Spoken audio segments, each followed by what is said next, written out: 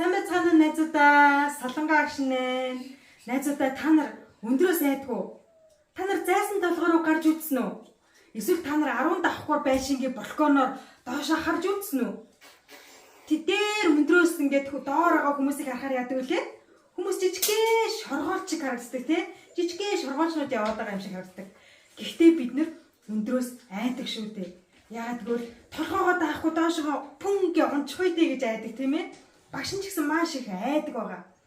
Тэр үед айцаа яаж даван туулах вэ гэвэл дээшээ тэнгэр рүү харах юм бол тэнгэр арай ойрхон юм шиг санагдаад тэгээд айхаа болждаг.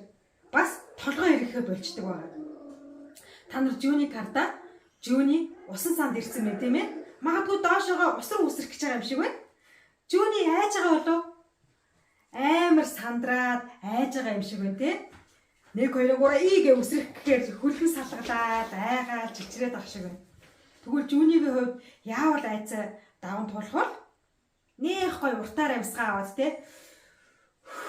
Гэ тааширч юм бол магадгүй үсэрч чадах байх тийм ээ? Эсвэл жоохон дээшээ тааз руугаа харж байгаа. Тэгээ арай тайвшраад ирэхээр үсрүүл ус руугаа орж шумбаж чадна тий? За тэгвэл яг үүнтэй адилхан Библиэлд айцтайгаа нүр тулсан нэгэн хүний тухай гардаг. За энэ хүн бол Йосеф. Бид нар түрүүчийн удаа Йосефийн тухай үзэхдээ Йосеф аавдаа дэндүү их хайрлагцсан учраас түүний 10 ах нь түүнийг маш их үзэн ядсан. Тэгээд түүнийг хувцсыг булааж авч ураад ямааны цуснд будаад тийм ээ. Тэгээд түүний дараа яасан бэлээ? Ахтар нь тэр холоос ирж байгаа Ишмаэлчуудад Йосефийг худалдсан шүү дээ. Буюу Йосеф маань Египт рүү зарагдсан байгаа. Ингээд Йосеф маань Египтэд очоод болон зарагдсан юм тийм ээ. За тэгээд Йосефийг ямар хүн худалдаж авсан бэ гэхээр Египтийн Потифар гэдэг нөхөр Йосефийг худалдаж авсан байгаа. Энэ Потифар бол маш баян хүн байсан байх юм тийм. За тэгээд Йосеф Потифарын гэрт ирээд түүний гэрээг маш итгэмжтэй сайн цэвэрлээд мөн дээрэс нь хоол ундын хүртэл хийгээд гэрийнхэн бүх ажлыг чин сэтгэлээсээ маш сайн хийсэн учраас Потифар Йосеф гэрийнхаа бүх ажлыг даатгсан байна. За Йосефо чи үнэхээр сайн ажиллаж байгаа учраас чи манай гэрээ бүх ажлыг чи хариуцаарай. Би бүх ажлаа чамд даатгаж байна. За ингээд Потифар Йосеф өөрийн гэрийн бүх ажлаа даатгсан байна. Йосеф гэрийнхаа бүх ажлыг маш итгэмжтэй, хариуцлагатай, чин сэтгэлээсээ хийсэн. Мөн Йосеф түүнд өгөгдсөн, Бурханаас өгөгдсөн тэр мөрөөдлийг хаяагүй байсан учраас мөрөөдлөө тэн хизээ нэгэн цагт өөрийнх нь мөрөөдөл биелнэ гэж итгэжсэн учраас хэцүү байсан ч гэсэн Потифарын гэрт маш итгэмжтэй ажилласан байна. За Йосеф маань үнэхээр сайхан залуу байсан. Би бэлтрийн хувьд өв тэгш тийм ээ царай зүсийн хувьд үнэхээр царайлаг маш гоё залуу байсан учраас Потифарын эхнэр Йосефт дурлсан байгаа. Яахаараа ийм хөөрхөн царайдаг залуу байдаг байна. Еврейчүүд бүгдээрээ ийм царайдаг юм байх таа. Над руу нэг харчтгүй юм байх таа. Потифарын эхнэр Йосефт үнэхээр дурлсан учраас өдөр болгон Йосеф дээр очиод Йосефо чи үнэхээр сайн ажиллаж шүү. Йосефо би чамд үнэхээр сайн болчихжээ. Хоёлаа хамт зугаалъя л да. Хоёлаа хамт хоолнд оръё л доо. Йосефо тэгээ чи өдөржингөө надтай хамт байл да. Чи тэгээд манай өрөөнд ороод надтай цаг унтчихал да. Гуйж гин. Йосеф тэр үед яасан бол? За тэгээ гэсэн болов. Йосеф бурханд итгэдэг хүн байсан учраас Потифарын эхнэрт ингэж хэлсэн баа. Эзэгтэй минь ээ. Миний эзэн надад энэ гэрийн бүх ажлыг даатгаж өгсөн билээ. Би энэ гэрийн бүх зүйлийг би хариуцдаг. Харин ганцхан та л эзнийх учраас би танд хүрч болохгүй. Та бол миний эзэн Потифарын эхнэр учраас би тантай ойр байж болохгүй. Тэр ямар хамаатай юм бэ? Нууцаар уулзчихад л болно штэ. Йосипо, хоёул нууцаар л уулзчих л та.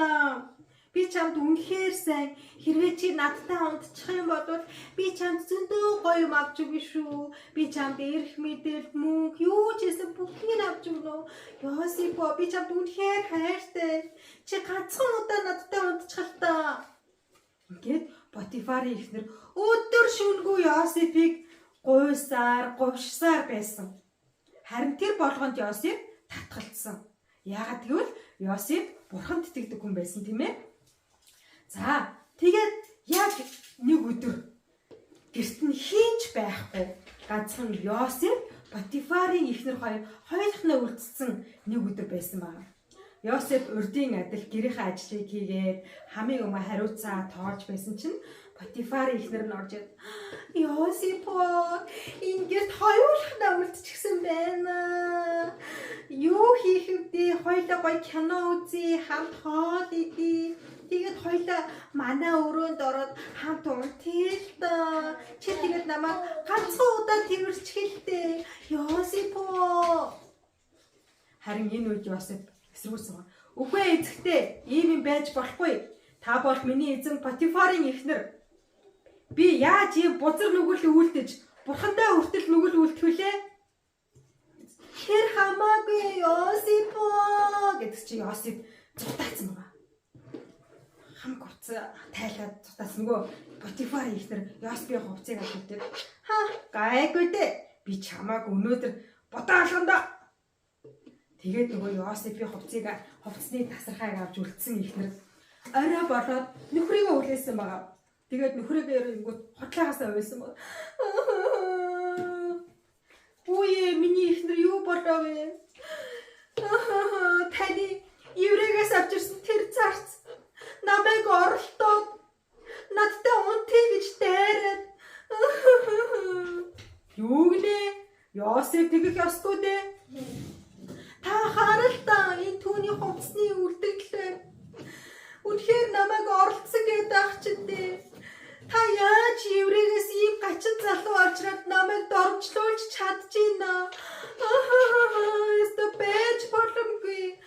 Ямар муухай дормжлол вэ? Тэр надтай унтчихсан шүү дээ. Гэсэн чи Потифар маш их хурлаад яасан гинэ? Хүнээр Йосипыг яг одоо гялдан тойр. За, ингээд Йосип маань гүтгэгдээд Египтчүүдийн маш хүнд шорон руу ачигдсан байна. Тэгээд Йосип шоронд орсон байна. Йосип ах нартаа худалдагдаад тийм ээ Египтэд зарц болоод зогсоогүй. Дээрэс нь Потифарын эхнэрт хүртэл гүтгэгдээд шоронд хүртэл орсон. Тэгвэл найзуудаа Йосипийн зүрстэл ямар байгаа бол хийгээгүй хэргийнхээ төлөө шоронд орчихлаа шүү дээ. Йосип шоронд орсон ч гэсэн шоронд байх бүхэл хугацаанд шоронгийн даамлуудын түүнд хариуцуулж өгсөн бүх ажлыг маш итгэмжтэй хийж байсан учраас шоронгийн даамал хүртэл Йосипт бүх ажлаа хариуцуулж даатгсан байна. Тэгвэл найзуудаа бидний амьдралд хэрэгсэн ийм хэцүү зүйлүүд тохиолддог уу? Аав ээжтэй дэндүү хайрлагцснаасаа болоод магадгүй заримдаа ах эгч нартаа үзэн ядагдах үе байдгүй. Байдаг тийм ээ. Мөн ямар ч хийгээгүй хэргийн төлөө хэс хэрэг үүрээд, гүтгэгдээд тийм ээ. Бусдаар шоолуулж, доромжлуулж тийм үе байдгүй та нарт. Байдаг тийм ээ. Тэгвэл тэр үеийг бид нэр хэрхэн яаж даван туулах вэ? Яг Йосип шиг тийм ээ.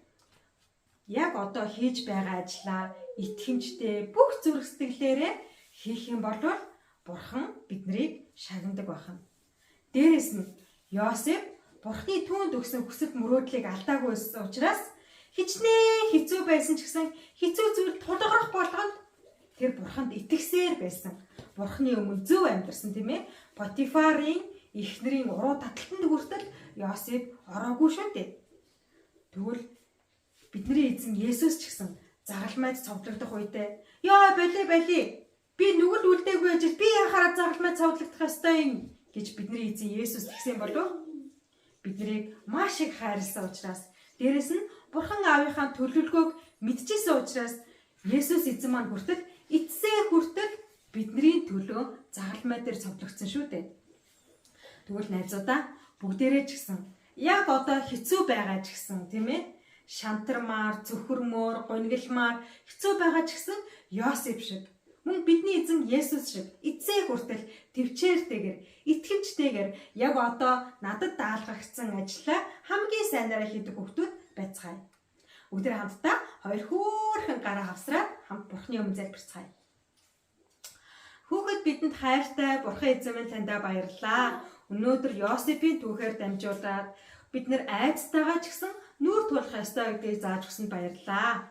Бидний амьдралд янз бүрийн хэцүү бэрхшээлүүд өдөр болгон ирэх үед бид нэр шантралгүйгээр эцсээ хүртэл итгэмжтэйгээр зоригтойгоор урагшлахад таацлааж бид нэр өөрсдийн хүсэл мөрөөдөл алдалгүйгээр эцсээ хүртэл Бурхны өмнө зөв сайн амьдрахад таацлаач ээ.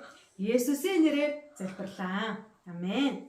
Найзуудаа бүгдээрээ эх 7 хоногийн турш бидний амьдралд хэцүү зүйл тохиолдсон ч гэсэн яг одоо надад даатгагдсан ажлаа хамгийн сайнаар, хамгийн итгэмжтэйгээр, хамгийн үнэт шударгааг хийсэн 7 хоног байцгаая. Бүгдээрээ эх 7 хоногт уулзцгаая. Түр баяртай.